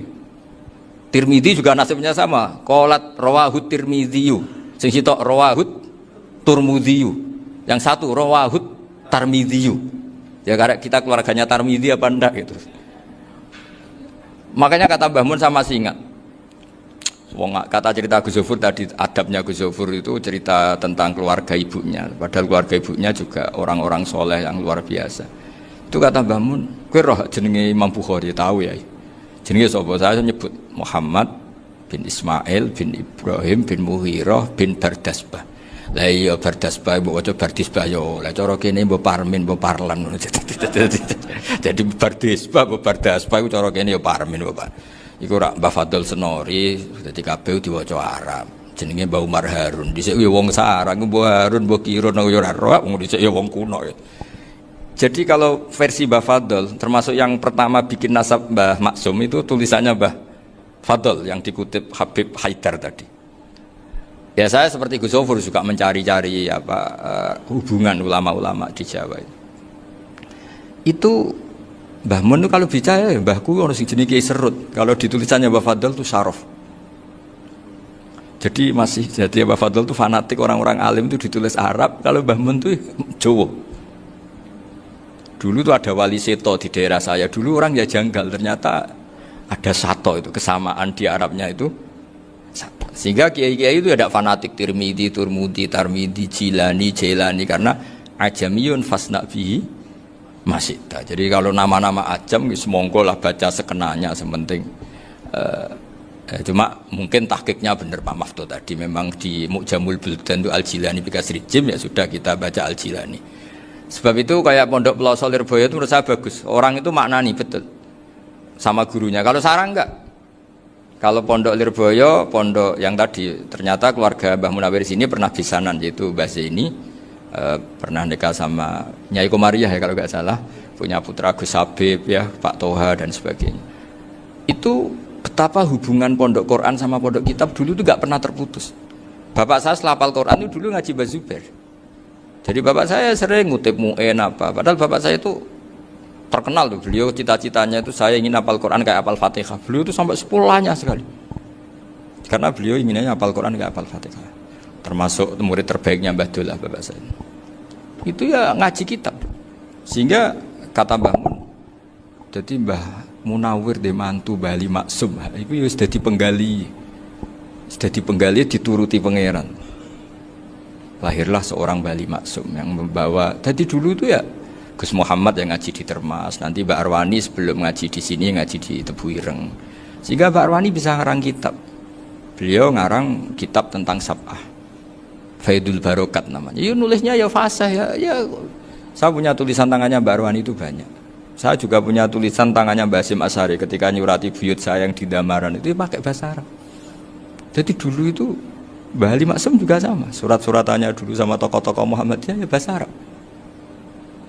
Nah ini harus kita dengar dari abna, dari bahwa Mbah Maksum kemarin yang diceritakan Gus Zafur di Khol Mbah Maksum, kue kudu belo NU, kudu tetap NU, tapi bukan dengan cara membenci Muhammadiyah. Tadi Pak Maftuh menguatkan sanad itu dari Pak Atabik bahwa Muhammadiyah termasuk ahli sunnah wal jamaah. Karena sama-sama tidak sabus sahabat, sama-sama ikromus sahabat dan sama-sama bermadhab. Nah soal akhirnya ada beberapa yang rapati seneng ngaji, ini yang agak ribet. Tapi kamu tidak usah ngeritik Muhammadiyah agak seneng ngaji, kayaknya juga sama, kita nggak seneng ngaji juga banyak itu. Jadi kalau ngeritiknya masalah itu kan kita ya agak-agak sama. Ya jadi ternyata di sini, terus ini yang terakhir supaya nggak lama-lama, Bali juga punya sisi keras sekali. Jadi dalam hal-hal yang khas, ini di halaman 87. Itu keras sekali. Beliau ngendikan wahal bi jununun hatta usdira amri lil mu'minin alla yazuru rasulahum. Jadi ketika saya tadi sudah bilang bahwa beliau sering muji Ibnu Taimiyah dalam banyak hal, tapi dalam banyak hal juga beliau mengkritik Ibnu Taimiyah ketika menafsirkan la tusaddur rihal illa ila salasati masajid. Kemudian Ibnu Taimiyah tidak mentasrekkan, tidak mensunatkan ziarah kubur Rasulullah sallallahu alaihi wasallam. Beliau mengkritik. Dan cara mengkritik adalah ngendikan ulaikal ladzina yuriduna ayyahulu bainahu sallallahu alaihi wasallam wa baina ummatihi fi nakhiyatin. Itu adalah orang-orang yang ingin membuat batas antara Nabi dan umatnya. Saya termasuk terinspirasi makalah Bali ini adalah bagaimana Anda mengkafirkan orang Islam berdasar qala Rasulullah sallallahu alaihi wasallam. Wan nabiyyu asyaddun nasi syafaqatan li ummati. Wan nabiyyu akhrasun nas, orang yang paling serius supaya umatnya ini selamat. Kemudian Anda dengan hadisnya Nabi mentafrik bainahu wa baina ummati berdasar dawuh Kanjeng Nabi. Cek mentalani. Makanya saya itu enggak pernah keras di bab ini. Misalnya nyuruh saya ada santri sarang yang nakal. Itu saya tidak berani komentar karena saya tahu Mbah Mun itu sangat mencintai santrinya meskipun yang nakal. Saya melihat sendiri, bukan jari ada santri yang cara pelaturan pondok itu diboyong karena nakal. Itu Mbah Mun ngendikan begini, ya cung yo ke diboyong itu cara aturan pondok. Nah aturannya pangeran ngger kowe tobat dadi wong apik ya dadi wong saleh. Ya kowe kudu tetep sering rene, kowe tetep santri kudu dunya akhirat. Soal pondok ya ben ana aturan, ben menjen kowe nakal nemen ya diboyong, tapi kowe tetep wong apik. Jadi karena kita tidak mungkin mentafrik bainahu wa baina talamidhi. Kita tidak mungkin mentafrik baina nabi wa baina ummati karena nabi adalah apa? Asyaddun nasi syafaqatan li ummati. Sampai saking sayangnya nabi itu ngendikan syafaati li ahlil kabair min ummati. Lho koyo apa baiknya nabi? Ora melok nakal, ora melok maksiat, tapi melok nanggung swargane. Iku waktu gali sampean wis kowe utang gak apa-apa, bangkrut gak apa-apa, sing nyaur bapak. Gua sampean ngono top tenan. Anaknya yang ngawur tenan maksudnya itu, tapi top tenan. Lah nabi ku umate sing dosa iku umate, nabi sing nyuwun sewu cara Jawane sing kangelan nyafaati. Karena nabi gak boleh dipisahkan dengan umatnya. Makanya kata Bali Maksum ulaikal ladzina yuriduna ayyahulu bainan nabi wa baina ummati. Itu mereka adalah orang yang ingin memisahkan nabi dengan umatnya. Masa kita ngafirkan umatnya Nabi berdasar dawai Nabi? Itu kan sama, saya benci santri Anwar berdasar dawai Mbah Mun, padahal orang tahu semua begitu sayangnya Mbah Mun terhadap santrinya. Sama juga kamu benci santrinya Bali Maksum berdasar dawai Bali, padahal beliau sangat mencintai santrinya. Nah, kultur-kultur seperti ini tidak boleh hilang. Kita punya sanad, punya guru, punya keluarga yang sama. Jadi mbah-mbah saya itu orang Tuban, dekat sama posisi Ibrahim Asmoro Konti tadi yang diceritakan. Jadi di kampung saya, kampungnya bapak saya itu ada makomnya Siti Syariah, itu mbak kandungnya Sunan Bonang. Dan bapak dulu sering ngajarin ziarah saya ke Mbak Asyari. Mbak Asyari itu bin Jumadil Kubro, berarti Mbak Asyari itu saudaranya Mbak Ibrahim Asmoro Konti, gurunya Sunan Bonang. Jadi Sunan Bonang ke Tuban tuh karena disuruh ngaji sama Mbak Asyari, Mudin Asyari itu yang di Bejagung itu. Jadi ini semua sanatnya itu jelas, aturannya jelas. Kan Sunan Bonang bin Ampel bin Ibrahim Asmoro Konti bin Jumadil Kubro lah, yang Mbak Asyari ini adiknya Ibrahim Asmoro Konti, makomnya di Bejagung di Tuban. Dulu Sunan Bonang sebelum ngaji kemana-mana ngaji di Bejagung itu di Mbak Asyari itu. Terus kemudian Sunan Bonang hidup di Lasem, di Pasujudan di Lasem, makanya Lasem banyak orang alim karena ya dulu Sunan Bonang itu diantara aktivitasnya itu di Pasujudan di Lasem itu. Wafatnya kila di Bonang, kemudian mau dibawa orang Madura ke Madura, terus diambil Mbak Asyari, pernah mbahnya karena muammar Mbak Asyari, terus dimakamkan di Bonang. Jadi cara berpikir Mbah Ali ini menginspirasi saya. Kita tidak boleh mengkafirkan umatnya Nabi berdasar dawai Nabi. Karena apa? Itu yang tidak diinginkan Nabi. Nabi itu inginnya yang di luar itu masuk, bukan yang sudah di dalam dikeluarkan. Itu kata beliau, ulaikal ladzina yuriduna ayyahulu bainan nabiyyi wa baina ummati. Orang-orang yang tidak mentasra' ziarah pada Nabi adalah orang-orang yang ingin memisahkan Nabi dengan. Dan begitu kias berikutnya, orang-orang yang sidik-sidik muni ini kafir, ini sudah enggak benar, inilah yurja khairuhu, itu orang-orang yang memisahkan. Dan lucunya berdasar dawai Nabi. Makanya semua kalau sampai ngaji Mizan Kubro, ini kitab yang sering dikutip Bali Maksum, ketika Nabi ngintikan laisa minna man ghasyana, laisa minna man latomal hudud wa syaqqal juyub bada'a bid'awal jahiliyah, laisa minna min tilkal khoslah. Semua ulama mentafsiri laisa minna fi tilkal khoslah, bahwa dalam hal itu Islam tidak bertanggung jawab. Masa menipu berdasar dibolehkan Islam, kan tidak mungkin. Semua perilaku yang salah disebut Nabi laisa minna fi tilkal khoslah, bukan laisa minna fayakunu huwa kafiran. Tidak ada satu ulama yang mengatakan laisa minna berarti orang ini kalau menipu sudah kafir. Ketika dosa ya sak dunya kafir kabeh. Siapa enggak pernah menipu? Sekedar pernah. Siapa enggak sering menipu bahkan? Hobi kadang ya rezekinya dari nipu. Lah itu kalau betul maknanya laisa minna terus kafir, semua orang di dunia kafir. Karena siapa sih yang selain Nabi yang enggak, selain Nabi kan enggak mungkin apa? Maksum. Belum lagi menurut teori usul fikih ada nipu yang wajib. Ya kan, misalnya kita orang baik ketemu orang dolim yang memburu perempuan mau diperkosa terus bersembunyi yang kita tahu, kita wajib nipu apa wajib jujur? Ketika orang dolim tanya, perempuan tadi kemana? Wajib nipu apa wajib jujur? Wajib nipu, karena kalau kita jujur berarti memberi peluang orang dolim menemukan buruannya. Jadi betapa alimnya. Dan ketika kitab Mizan Sa'roni dipakai Bali, dipakai Mbah Mun, saya pernah ngaji Mbah Mun, terus kita tahu maknanya laisa minna fi tilkal khoslah. Sehingga kita tidak mengatakan laisa minna dengan terjemahan letterlek tidak termasuk umatku. Kita tidak akan menambahi fakta frek fayakunu kafiran, tidak akan selamanya. Karena maknanya laisa minna fi tilkal khoslah. Kenapa kita selalu begitu? Karena enggak mungkin kita memisahkan umatnya Nabi dengan Kanjeng Nabi berdasar dawuh Kanjeng Nabi.